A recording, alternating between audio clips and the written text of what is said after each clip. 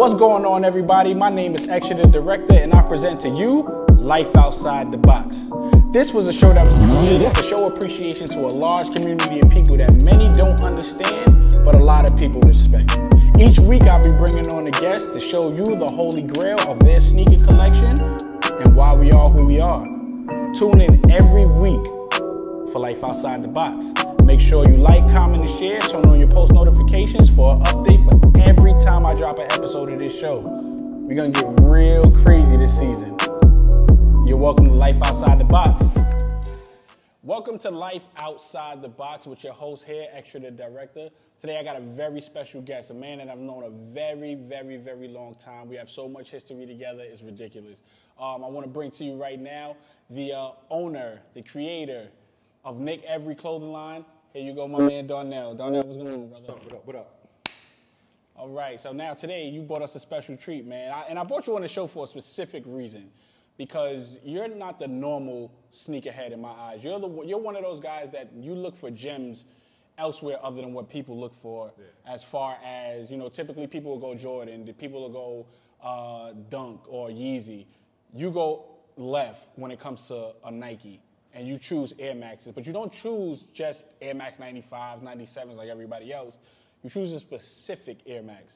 And I want to know what you brought me today in this fancy-ass box. I see you got this box here. I had never even seen this before. It's my first time seeing this. What do you have here for me today? Today, we got the Air Max 1.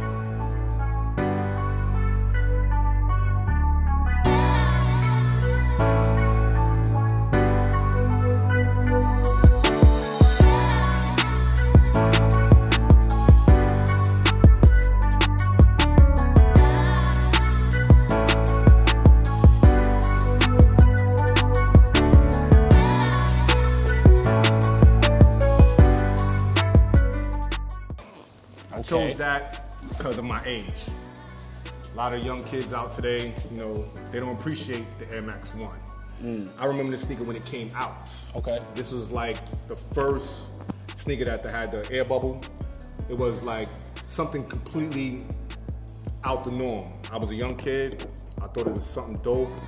I thought right then and there I need to be involved with sneakers. Like when I saw this was exactly, I knew I wanted to work in a sneaker store. I was like, when I get older, my first job is gonna be a sneaker. So this is your holy grail of sneakers right here. This is what turned you into a sneakerhead, or as I like to call, sneak freak.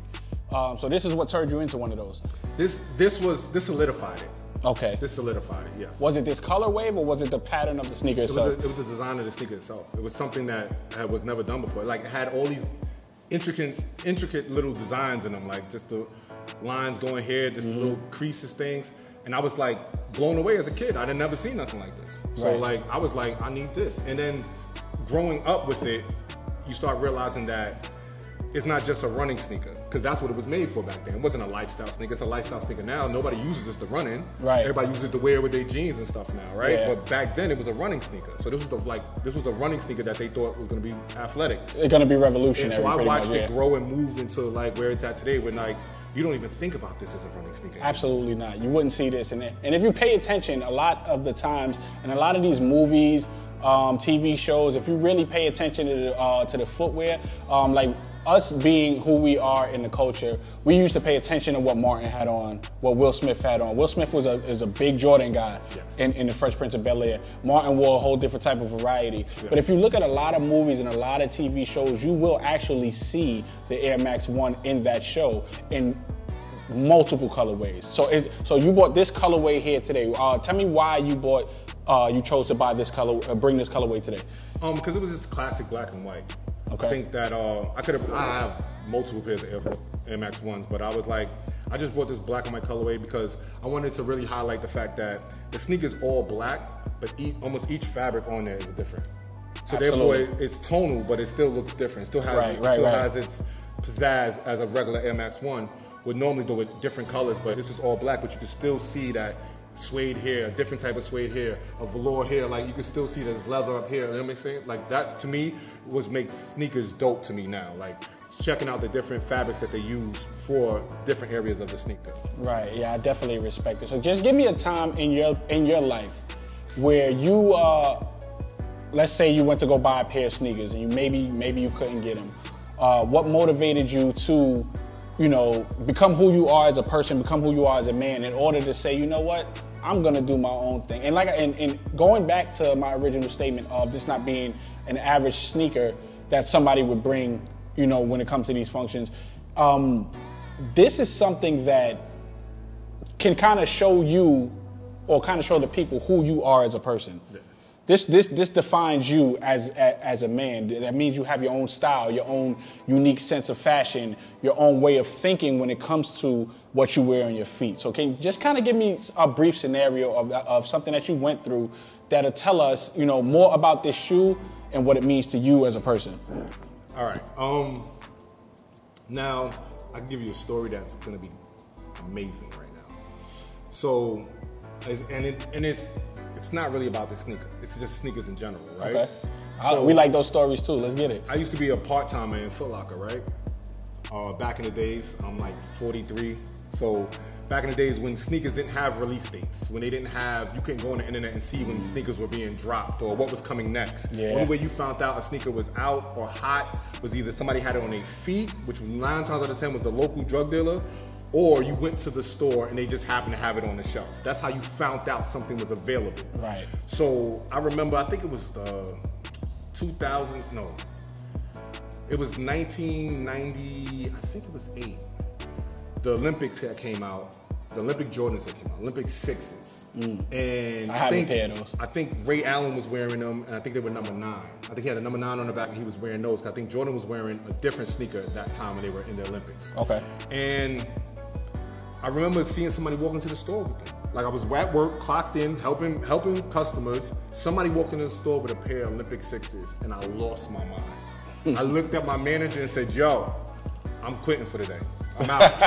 I ran in my Foot Locker uniform all the way to Nike Town on 57th Fifth Avenue, went up the stairs, saw them sitting there. Nobody knew they were coming out. Bought 3 pair, went back to work and said, yo, will you hire me back? My manager at the time, he right now fighting COVID right now. He's in the hospital. But my manager at the time literally looked at me and was like, yo, I fuck with you because you fuck with sneakers. Right. And that's how I got a pair of Olympic 6s. I literally quit my job right then and there and said, I'm gonna go get sneakers. Yeah, that's crazy. That's amazing. I have a similar story when it comes to 6s, but we'll get to that on another episode. No, but I definitely appreciate you for bringing this gem here for us. And like I've been saying to you guys, being a sneakerhead is not about just going out and buying the latest and greatest pair of sneakers. Being a sneaker, it comes with history. Yes. It comes with story of a shoe. It comes with where you at in your life that made you fall in love with this type of sneaker, this type of sense of fashion. Anything you can think of when it comes to that, it's way more than just buying the shoe. And a lot of people in the community that are watching this right now is gonna be able to appreciate this show because this is what we're trying to bring here. We're trying to bring the real, we're trying to bring the raw. We're trying to bring you something that we've never seen before. And that's a show for us. And we're sneakerheads. Yes, legitimately, I'm a sneakerhead. I was a sneakerhead before that was even a term. Exactly. Right? When Nike was running the game in the States, I was a sneakerhead. I was waiting for my opportunity to buy sneakers. Like I couldn't believe it. I used to go downtown Fulton Street every day and just look to see what they were putting on the shelf to see what was available. There was a time when like people don't even remember like back then, all the sneakers was their first time coming out. Right. First time. So you had to deal with Jordan, Rodman, Robinson, Barkley, Neon Dion, all at the same time. Agassi, all at the same time. You had to buy those sneakers all at the same time. And I was buying every one of them at the same time. Like, it was amazing. Like, those things was amazing that time. Right now, I think the sneaker game is okay. I think that resellers are ruining it for us. Ruining it. Because they don't even care about the sneaker. They just buying it just to flip it. They're buying to make money, and it's the greed behind it that it kind of pisses a lot of us off as being sneakerheads. Yeah. I really can't stand to see a person go buy a sneaker that's not even his size just so he can make a couple extra $100 off of it, and it pisses me off to the max. Because that's not what the sneakers are here for.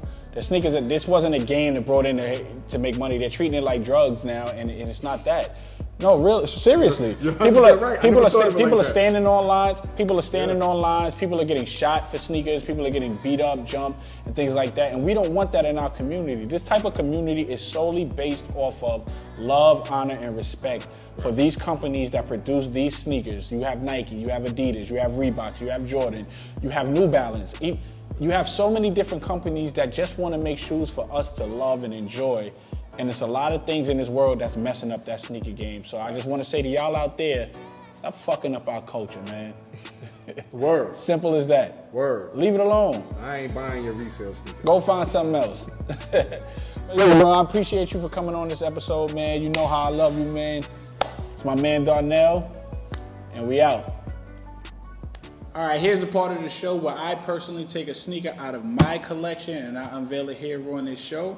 And today, what I did was a little something different because, like I was saying earlier in the interview with my man Darnell, a lot of people choose certain Jordans and they choose Yeezys and stuff like that.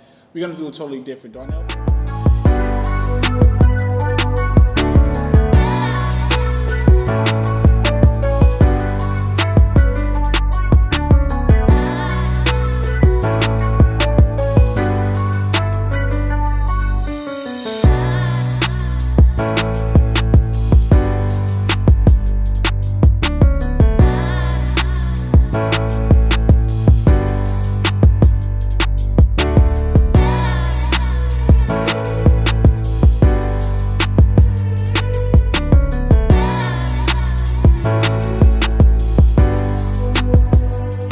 Darnell bought an Air Max 1 in with him. So what I did was choose the Nike Cosmic Unity to bring it with me today. So here you have the Nike Cosmic Unity. We have two different colorways here. And the reason why I chose this sneaker is this is something that it kind of identifies with who I am as a person and when it comes to fashion. I don't buy what's popular, I buy what I look good in. So these sneakers right here, they may not look like much, but they're made of 25% of recycled material that Nike has used to produce a very good sneaker. Extremely comfortable, and there's anytime wear it. You can use it for basketball, you can use it for when you're going out. It's all about comfort and design to me. And the reason why I respect this sneaker so much, it comes in 3 different colorways that I know of right now. It comes in these 2 colorways, and then they have a black and mint colorway that it also comes in as well.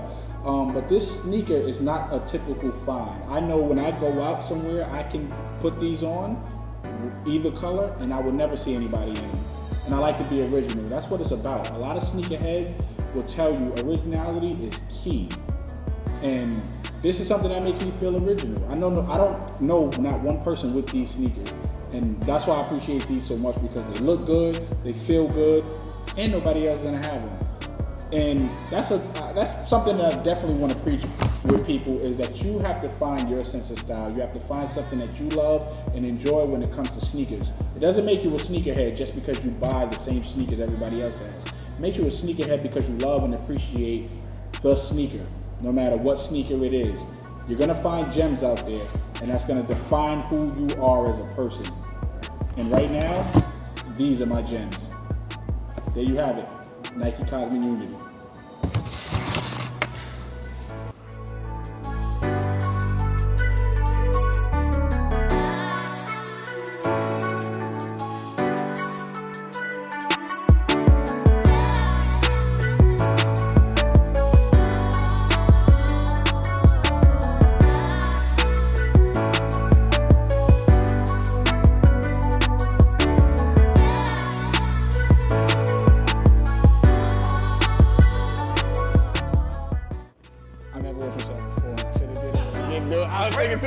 I was thinking too hard.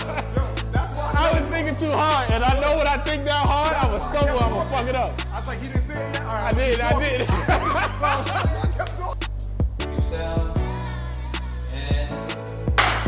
All right, guys, here's the part of the show where I unveil a sneaker from my personal collection. And if you want me to wait, and so you can start that camera, we can definitely do that too. There go a blooper. Carson, you missed it.